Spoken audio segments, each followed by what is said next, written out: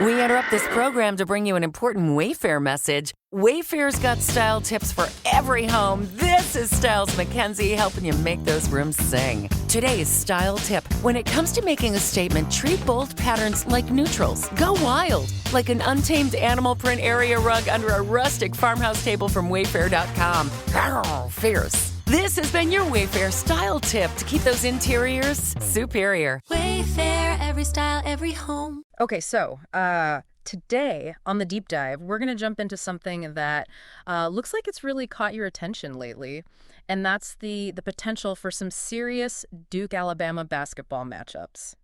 Yeah, and it looks like a lot of you're really getting into the details here. Like, we've got a ton of your recent searches, and it's clear you're not just kind of passively interested, but you're really trying to understand what makes this potential rivalry so intriguing right now. Yeah, absolutely. I mean, looking at the sheer volume and just the variety of searches you've all been making, it really tells us a lot, right? Yeah. Like, folks aren't just, sort of on the surface here. You're really digging deep. You're interested in the past and the present, and even trying to look ahead into the future of these two teams going head to head. Yeah, for sure. And I think, I think what's really interesting is, we're going to get into it more, but just the sheer volume of these searches shows that it's not just like a passing interest or whatever. Right. This is something that's capturing people's attention. Right. And it's not just Duke, right? There are a bunch of searches for Alabama basketball, there's schedules, scores. You're all clearly interested in both sides of this potential matchup. Exactly. It takes two to tango, right? I mean, you gotta know what both teams are bringing to the table to really appreciate,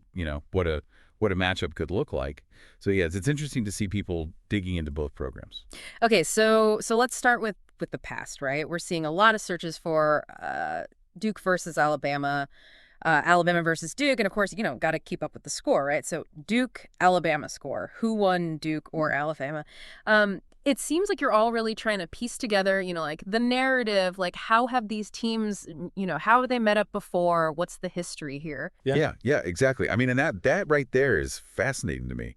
Like that you want to look back, right? Almost like you're searching for a pattern, trying to see how these teams, have they always been evenly matched, or is there some sort of, historical trend? And I think that kind of curiosity about the past, it's often like a key ingredient, right? When it comes to building a really, captivating rivalry. You want to feel like there's some history there, some weight to the matchup. Right. Like, it's not just, oh, these two teams happen to be playing this year. It's like there's a backstory. Exactly. Right? It adds another dimension. All right. So moving into the present, it's pretty clear, the interest in Duke's current squad is intense. Like, people are searching for Duke basketball roster, Duke roster 2025, and we're seeing a ton of specific player names popping up. Cooper Flagg, Hunt Weeple, Caleb Foster. Like, clearly you all are really invested in who's out there on the court, right? Oh, yeah. It's like you guys are putting together your fantasy teams already.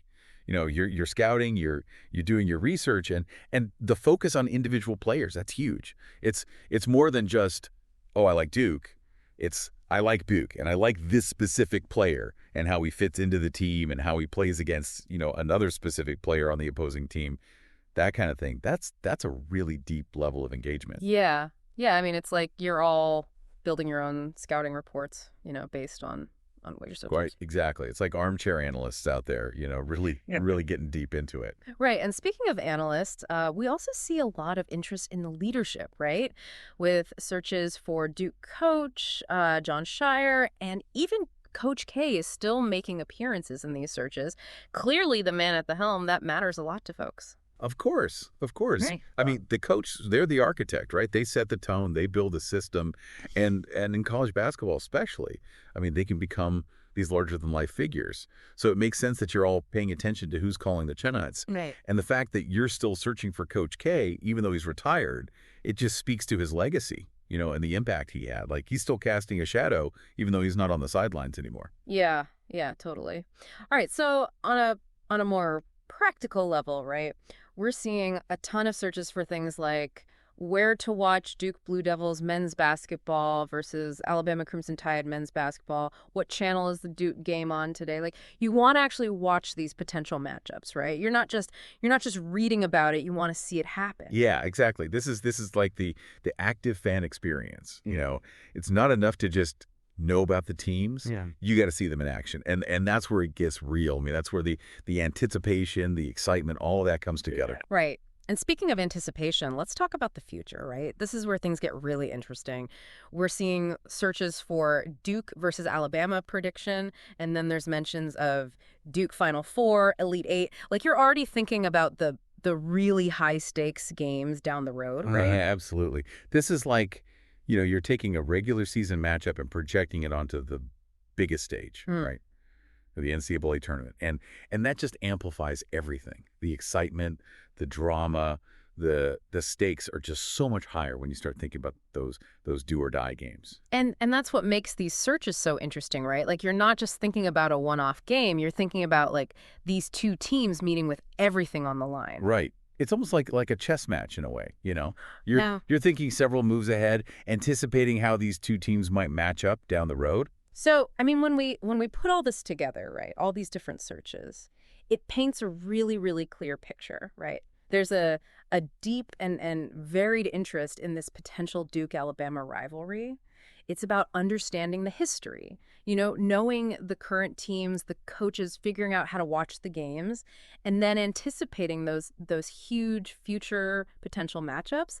And, I think one of the key takeaways here is the focus on individual players, right? Like, you're all really, really invested in that level of detail. Oh, and it all points to an active, informed fan base, Yeah. right? People who are really invested in these programs and maybe even kind of hoping for that clash to happen at some point.